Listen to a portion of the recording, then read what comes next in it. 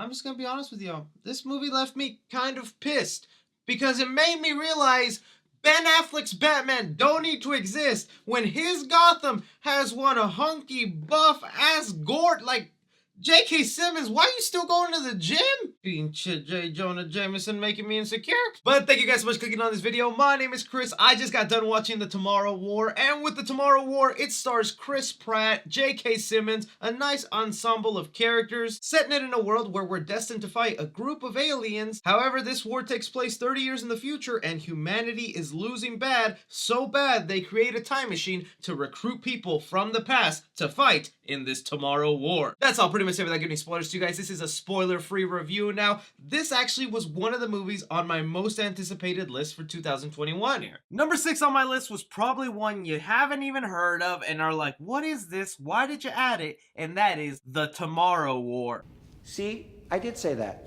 As soon as I saw that Chris Pratt was starring in the movie, it was being directed by Chris McKay, the guy who brought me Lego Batman, a movie I really like, and then this insane, crazy sci-fi premise of a future war that recruits soldiers from the past. I'm like, yo, that sounds like it's gonna be my jam. And then I felt a little bad for the movie because of the pandemic. It no longer was gonna head to theaters and instead was bought out by Amazon, and right now you can check it out on their streaming service with no additional charge. I'm looking at you, Disney. So suffice to say, I was really looking forward to hitting play on this movie, and now having seen it, yo, I think it's a fun little blast. To me, The Tomorrow War is essentially what would happen if you took an action movie from the 80s, gave it modern effects, a big budget, and then released it in 2021. Because this has all the feelings of a classic action movie that would probably get a lot of people hyped, but we currently live in a world where superhero movies take up most of the space of action films, where we rarely get interesting action films like this one. The other reason I said I felt kind of bad that this movie went to Amazon Prime is because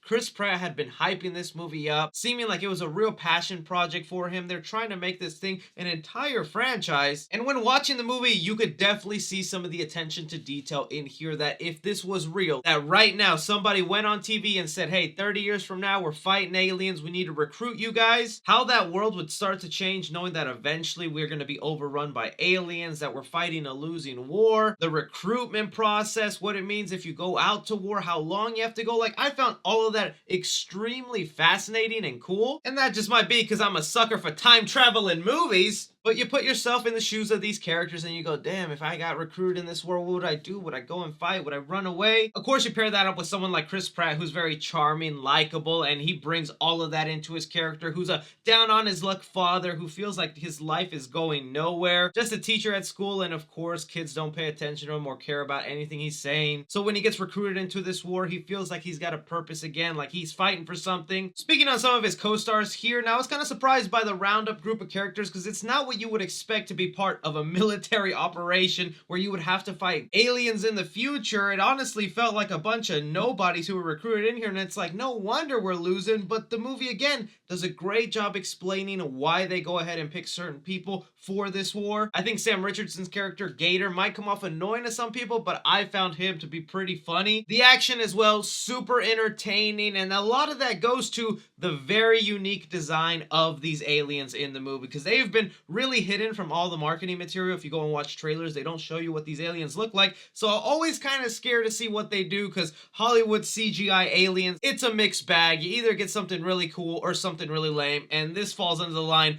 of really cool and really threatening. You know, every time this alien pops up on screen, someone is gonna die. Someone's not gonna make it out of this, because these things are here to eradicate the human race, because you want these characters to make it out alive. You start off with a large group and then it gets smaller and smaller and smaller. You can obviously tell by now with me gushing over this movie that it's a lot of fun. It really is just a blast, feeling like a blockbuster movie of a classic action film that they just don't make anymore. But with that said, really, it was only 2/3 of this movie that I absolutely loved, and then that third act, it went a weird way. Bring me to some of my negatives in this film. There is a point towards the end of the movie where you're entering the third act that you actually think the movie's about to end. They're finishing up with their mission, they're completing that task, and it feels very clear and cut that the movie's about to end and go black any second, and then the movie continues going for like another 20 minutes, and it kind of just ruins the fun blast you were having with the film. Because this third act, it starts to get a little goofy. Specifically, there's one scene here that involves Chris Pratt sitting down with one of his students, and this student holds the faith of all humanity, and it's just played up as a joke. It was such a weird turn for me that it felt like I was watching a completely different movie by the last 20 minutes. Don't get me wrong, there's still some cool stuff in there where you find out a little bit more about these aliens and what's going on and their purpose in the future, that I was like, all right, that's more cool stuff added on. But then even as that scene continues on and they're fighting these aliens again, it gets to like Fast and Furious level of cheesy, where now Chris Pratt's character starts to feel invincible and like he can do anything, when earlier in the movie I really feared for his life and thought he could die at any second because of how threatening they made these aliens. But don't get me wrong, 2/3 of a movie being really great and just having to sit through maybe a mediocre 20 minutes, I think is still worth a good watch, especially if you're someone who is feeling the oversaturation of the superhero movies and miss the era of classic action films. You're gonna get that here, even with the same flaws that a lot of classic action movies have. So with Tomorrow War, I'm gonna give action 3.5 stars. I really did like the action scenes, mainly due to the creation of the aliens and how they had to fight them. There's even some bigger set pieces that happen in the movie with some explosions and characters not being able to make it out. I thought that was a lot of fun. Comedy in the film, I'm gonna give it 2.5 stars. There is a lot of funny moments in here from Chris Pratt's character and the character of Gator, but then the movie decides to take that comedy up a notch for that third act, where it just comes off feeling a little goofy and silly. Drama in the movie, I'm gonna give it 3 stars. I think it was a suitable enough, interesting plot. I probably would have given it more if that final act didn't happen, but it really just put the brakes on a great little story that you were telling that had some good emotional beats. That's something I didn't even mention. There's a part of the movie I don't want to ruin, but Chris Pratt and the family dynamic he has here and finding out what his future is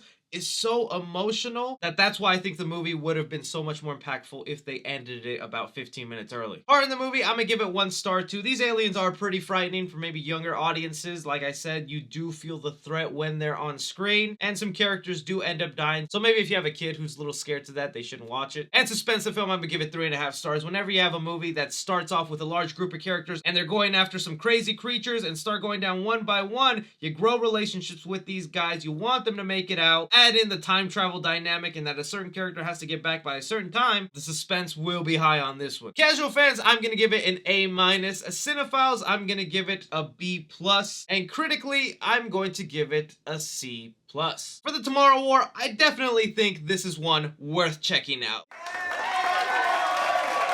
I really do think, even with its faults and flaws, it's still an entertaining movie, and if you have Amazon Prime, you can watch it basically for free. But as far as this becoming a new franchise and seeing more, I would be open to seeing it, but I don't know if it's going to happen. Be sure to leave me your thoughts down below. Did you get to watch the Tomorrow War? What did you like about it? What did you hate about it? Do you see this becoming a franchise? Anything and everything, be sure to leave your thoughts down below. Don't forget to like and subscribe. Follow me on Twitter at 3C Film Review. As always, I'm Chris. Take care.